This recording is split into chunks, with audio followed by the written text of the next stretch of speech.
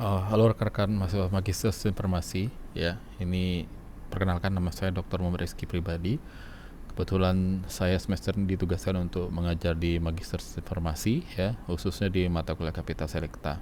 Jadi mata kuliah Kapital Selekta ini itu mata kuliahnya bertugas untuk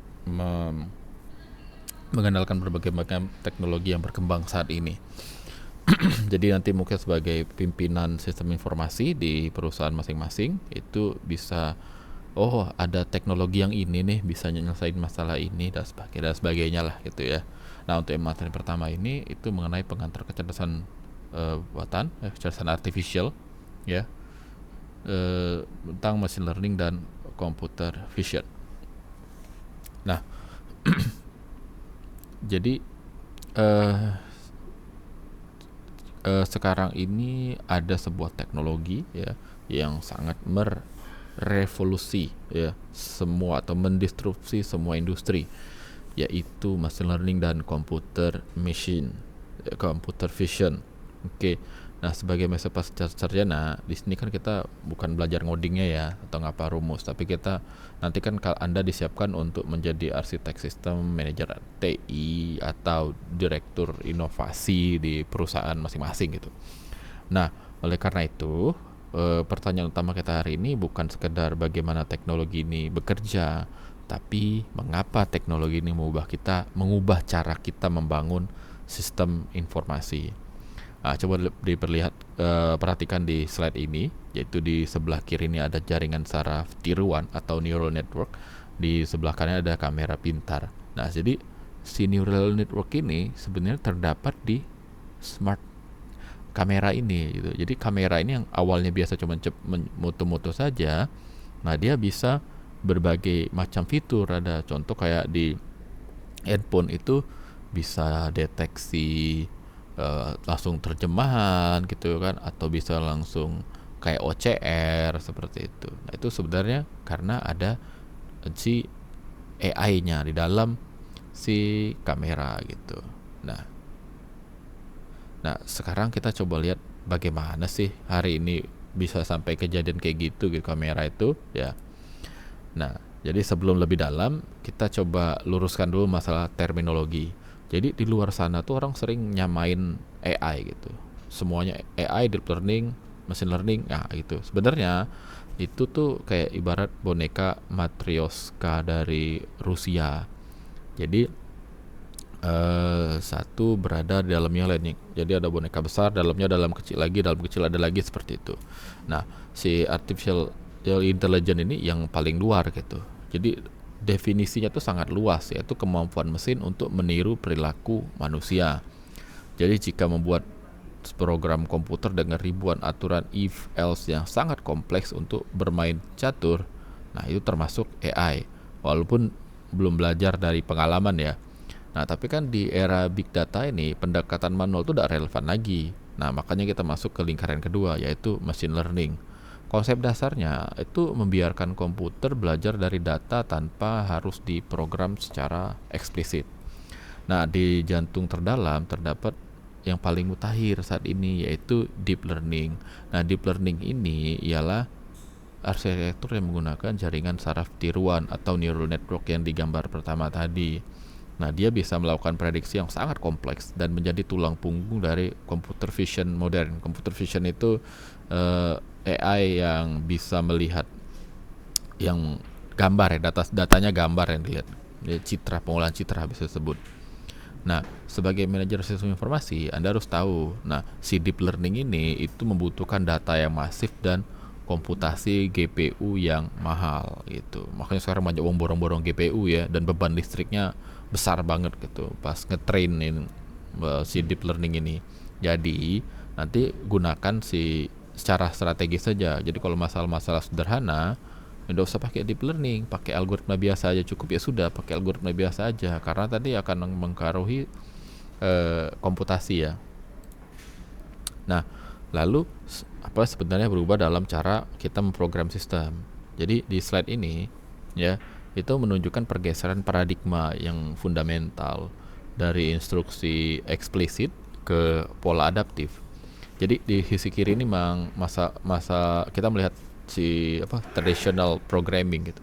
Jadi selama puluhan tahun itu programming bekerja seperti ini. Jadi kita definition rules gitu kan ya, lalu masukin data, komputer akan proses menghasilkan output. Nah, pendekatannya bagus untuk sistem-sistem pengajian, terus sistem stok barang, stok penjualan gitu deh. Tapi coba kalau kita membuat sebuah rules untuk deteksi wajah manusia, berapa banyak if else yang harus ditulis, bentuk hidung, warna kulit, cahaya, kepalanya miring kiri, kepala miring kanan, ada yang mungkin jerawatan, bentuk mulut dan sebagainya gitu. Nah, oleh karena itu muncullah di sisi kanan ini yang revolusi machine learning. Nah, si algoritma ini memungkinkan komputer menjalankan tugas tanpa instruksi eksplisit. Jadi murni mengandalkan pola dan inferensi. Logikanya dibalik, kita berikan komputer data dan output, misalnya ribuan data yang sudah kita tandain ini wajah, ini siapa, wajah siapa gitu, atau bukan wajah gitu ya.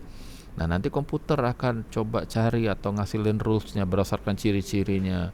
Nah, akhirnya nanti dia bisa prediksi dengan akurat gitu, dengan data yang baru. Dalam artian misal hari ini dia agak jerawatan, besok agak jerawatan, dia masih paham gitu.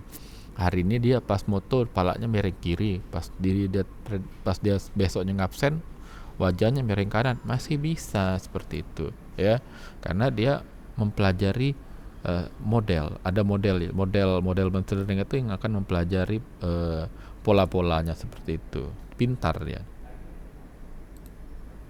Nah, sekarang kita coba lihat mengenai taksonomi pembelajaran mesin gitu ya. Jadi ada 3 pendekatan utama. Yang pertama itu supervised learning. Jadi supervised learning ini metode yang paling banyak digunakan di industri saat ini. Ciri utamanya atau syarat utamanya itu data harus berlabel. Jadi ada data, ada outputnya udah dikasih tahu. Jadi kalau polanya seperti ini, oh ini sakit diabetes, oh ini data sakit diabetes, seperti itu contohnya. Jadi seperti murid yang belajar dengan bawa buku presisi soal dan kunci jawaban di halaman belakang. Nah, kayak gitulah. Jadi udah tahu apa jawabannya gitu. Nah, algoritma yang populer ini di supervised learning itu ada linear regression, SVM, sama decision tree. Berikutnya itu ada unsupervised learning. Jadi unsupervised learning ini bagaimana jika kita punya jutaan data pelanggan tapi kita tidak tahu labelnya, ya kan? Nah, inilah pakai unsupervised learning. Jadi model ini akan menerima data tanpa label dan bertugas mencari pola yang tersembunyi di dalamnya. Algoritma analoginya ini seperti kita lagi belajar mandiri untuk ngelompokin barang berdasarkan miripnya. Jadi misalnya kita ada data buku lah. Nah, buku kan nanti dikelompokin, oh ini buku cerita, oh ini buku belajar, dikelompokin gitu ya. Yang berikutnya itu ada namanya reinforcement learning. Nah, ini sedikit berbeda. Jadi mesin belajar mulai interaksi langsung dengan lingkungannya. Jadi basis pelajaran sistem reward, kalau hadiah jika benar, punishment jika salah. Jadi analoginya seperti melatih hewan peliharaan dengan berikan camilan. Jadi algoritma populer ini ada key learning, SARSA, seperti itu. Tesla itu ya pakai namanya reinforcement learning gitu. Ya, kalau ada yang di rumahnya mobilnya bisa autopilot, nah itu pakai namanya reinforcement learning. Nah, rekan-rekan sekalian, sebagai calon leader di bidang TI, perhatikan slide ini. Ini adalah siklus hidup pengembangan model. Jadi proyek AI di dunia nyata sering gagal bukan karena kekurangan programmer pintar, tapi karena gagal mengelola siklus ini. Jadi tahap pertama ini yang paling krusial ya. Jadi itu pengumpulan data. Pengumpulan data ini bisa dari berbagai macam, ada sensor, dari log file, atau dari database profesional. Jadi tugas kita tuh memastikan volume datanya memadai. Apalagi kalau pakai deep learning tuh mesti butuh banyak data. Makanya ada istilah garbage in, garbage out. Kalau datanya jelek, hasilnya pasti jelek juga. Kalau datanya bagus, hasilnya insya Allah bagus juga gitu. Jadi krusial sekali pengumpulan data. Tahap kedua itu pre-processing. Nah, di sinilah para data scientist ngabisin 80% waktu mereka. Jadi kita ngelakuin cleaning data, ya, missing value, kalau ada outlier-nya juga dibersihin, belum lagi overlap gitu ya. Nah, ingat yang hukum tadi itu, garbage in, garbage out. Kalau datanya banyak outlier, banyak missing value dan sebagainya, nah, itu berarti garbage itu. Nanti orang jelek juga modelnya. Nah, berikutnya baru kita masuk ke fase pelatihan atau training. Nah, disinilah kita buat sih model tadi berdasarkan algoritma. Jadi jadi nanti model, tapi setelah selesai tidak boleh langsung rilis ke publik, kita harus evaluasi dulu. Jadi kita evaluasi, kita mau lihat nih akurasinya berapa persen akurasi. Wah, akurasinya 99%, bagus gitu. Tapi ada juga matrik yang lain, precision dan recall. Nah, biasa precision recall ini perlu ditinjau metriknya untuk kasus-kasus kritis kayak yang di masalah medis seperti itu, atau penipuan keuangan. Nah, coba kita lihat di salah satu cabang yang paling populer saat ini ya, computer vision. Secara definisi ini adalah teknik untuk membantu komputer melihat dan memahami apa sebenarnya konten dari sebuah gambar digital. Tujuannya adalah ekstraksi informasi secara otomatis. Bisa untuk membuat model 3D, mengetahui posisi objek, atau pengenalan objek itu sendiri. Nah, coba lihat gambar bunga ya di sini ya. Ini kan bunganya bagus sekali kan. Nah, tapi komputer tuh tidak ngelihatnya sebagus seperti ini ya. Bagi komputer, gambar digital 2D itu tidak lebih dari representasi matematis yang terdiri dari kotak-kotak piksel. Nah, ini kan piksel semua gitu. Nah, masing-masing pixel ini ada angkanya gitu. Contoh seperti ini. Gitu. Nah, jadi kotak-kotak pixel ini mewakili intensitas cahaya dan warna. Nah, makanya dari dulu tuh belajar matriks gitu kan. Matriks. Jadi ini sebenarnya kolom matriks ya gitu. Jadi karena komputer tuh ngelihatnya bukan hijau, merah, oranye, tapi angka 1, 2, 3 dan seterusnya gitu. Ya. Nah, tugas computer vision adalah mengubah matriks angka yang acak, yang tampak acak itu jadi sebuah makna semantik ya. Nah, proses ini dilakukan bertahap. Jadi contoh kayak piramida ya di sini, di slide ini. Di low level vision, sistem melakukan proses awal seperti noise removal ya. Jadi gambar-gambar yang bintik-bintik dibersihin, ditajemin atau pakai thresholdingnya gitu. Nah, naik ke level intermediate level vision. Jadi komputer mulai melakukan deteksi fitur seperti mencari garis tepi, kontur, dan pola batas. Nah, puncaknya itu di high level vision. Disinilah terjadi pemahaman semantik. Mesin akhirnya tahu bahwa sekumpulan garis warna itu adalah mobil atau manusia atau bunga melalui tugas pengenalan objek atau klasifikasi atau analisis gerak seperti itu. Ya, jadi itu tingkatan proses di pengerjaan di computer vision. Nah, sebelum di era modern kita menggunakan teknik tradisional untuk computer vision. Misalnya untuk menemukan tepi bangunan kuno ini ya, ini tepi bangunan kuno. Kita menggunakan deteksi tepi atau edge detection seperti seperti metode Kenny edge detection. Nah, metode ini menghasilkan garis tepi berdasarkan perubahan intensitas warna yang tinggi antara piksel. Tapi ada masalah besar, keterbatasannya adalah metode ini sangat bergantung pada pencahayaan dan bayangan, shading. Selain itu, sebelum ada deep learning, ekstraksi fitur seperti bentuk dan tekstur harus didefinisikan secara manual oleh programmer. Nah, lalu datanglah si deep learning yang meniru jaringan saraf biologis otak manusia nih. Ini ya jaringannya. Nah, arsitekturnya tuh terdiri dari input layer, hidden layer ya, yang berlapis-lapis, hidden layer ini berlapis-lapis, sama output layer. Jadi konsepnya tuh menggunakan lapisan unit pemrosesan yang non-linear untuk mentransformasi data. Nah, hebatnya output dari satu lapisan yang akan menjadi input untuk lapisan berikutnya itu menciptakan hierarki abstraksi. Nah, keunggulan utamanya apa? Model ini mampu mempelajari fitur secara otomatis dari lautan big data tanpa perlu kita ekstrak satu persatu secara manual. Beda dengan yang tadi sebelumnya gitu. Nah, Untuk gambar ya, untuk data-data yang gambar ya, untuk gambar itu kita pakai CNN. CNN itu singkatan dari Convolutional Neural Network. Jadi alur kerjanya dimulai dari input image ya, input image di sini layer pertamanya. Nah, habis itu masuk ke convolutional layer ditambah fungsi ReLU. Jadi dilakukan konvolusi gitu ya, dilakukan konvolusi. Nah, di sini mesin menggunakan filter matematis yang memindai seluruh area gambar. Nah, ini filternya nih yang warna oranye ini ya, seperti itu. Nah, jadi itulah si filter matematis inilah yang tadi untuk mengekstrak fitur ya, seperti tepi dan bentuk. Nah, kedua masuk ke pooling layer. Ini adalah proses downsampling untuk mengecilkan dimensi gambar. Tujuannya apa? Agar beban komputasi tidak jebol.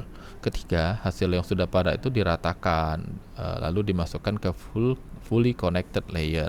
Nah, ini adalah tahapan klasifikasi akhir yang akan mengubah fitur menjadi probabilitas kelas. Jadi kita gunain softmax ya, menggunakan fungsi softmax. Nah, sistem akan mengeluarkan probabilitas seperti P di sini ya, Pcat itu 0,85, Pdoc 0,1. Oh, ternyata kucing. Itu. Jadi komputernya bisa melihat kucing ini.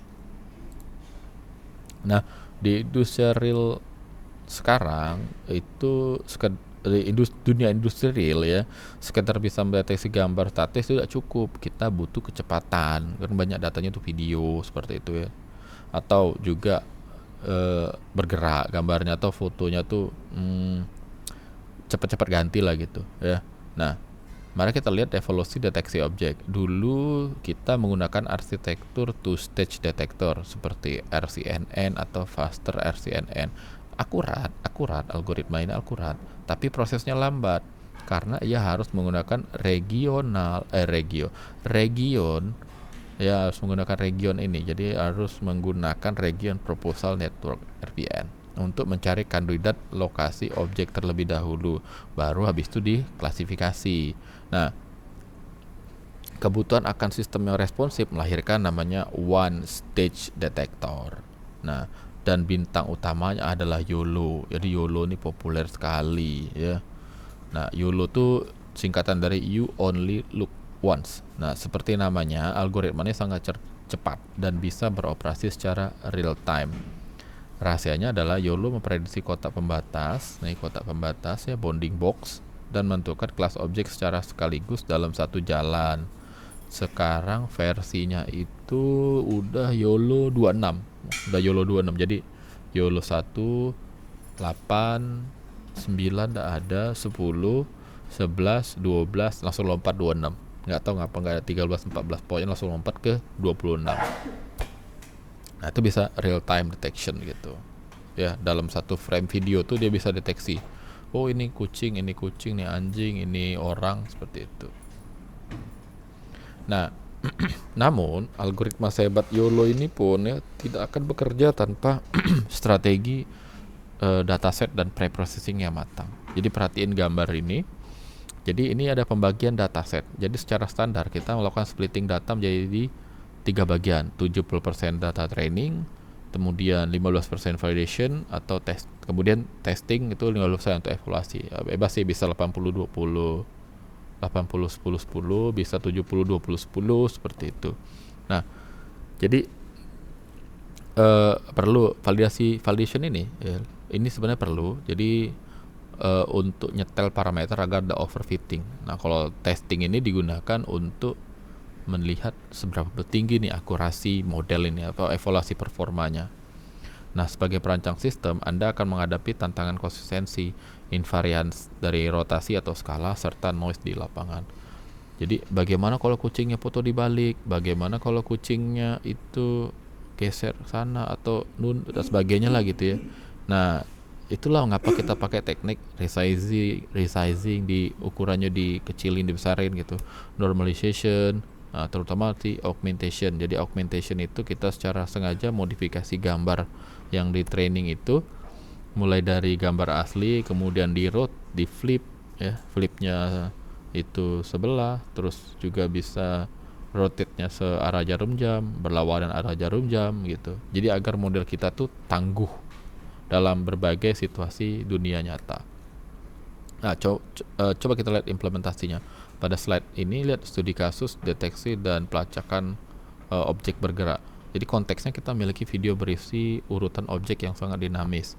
Tantangan utamanya bagi sistem adalah melakukan ekstraksi objek utama foreground sama si background yang mungkin berantakan. Nah, aplikasi nyata dari teknologi adalah smart surveillance, kamera pengawas cerdas, ya, atau traffic, pemantau traffic gitu ya, dan menganalisis perilaku kerumunan manusia. Nah, ini contohnya nih. Jadi ini kan ada manusia, ini ada backgroundnya. Nah, ini gimana nih si algoritma kita bisa misahin mana manusia, mana yang bukan manusia, mana yang background gitu. Nah, apa dampaknya? Jadi computer vision ini sedang melakukan transformasi industri secara masif. Contoh kayak di sektor kesehatan, itu digunakan untuk diagnosis tumor dan klasifikasi sel dari citra medis seperti X-ray. Jadi dokter lebih ngebantu dokter lah, lebih cepat ya deteksi. Oh, di sini ada nih kankernya. Oh, di sini ya gitu, pakai AI gitu. Kemudian di sektor manufaktur itu ada lengan robotik ya, dilengkapi dengan kamera untuk quality control otomatis dan deteksi cacat produk secara seketika gitu. Transportasi ada ya ada kayak Tesla ya, otonom gitu, bisa jalan sendiri. Di retail itu visual search, Google Lens tadi kan. Wah, Google Lens bisa langsung lihat barangnya, siapa pembayarannya, enggak. Terus juga kayak produk itu terjemahannya apa di belakang gitu, kayak ke luar negeri, kayak kemarin ke Thailand gitu kan, pakai bahasa Thailand nggak ngerti, pakai Google Lens kan ini artinya gitu. Nah, rekan-rekan mahasiswa S2 ya, sebagai kesimpulan dan arah kita di masa depan, jadi kita ingat kembali bahwa machine learning itu adalah fondasi logis kita untuk belajar dari data. Lalu computer vision sebagai mata sistem untuk menangkap dan merespon dunia visual di sekitar kita. Dan deep learning adalah otak yang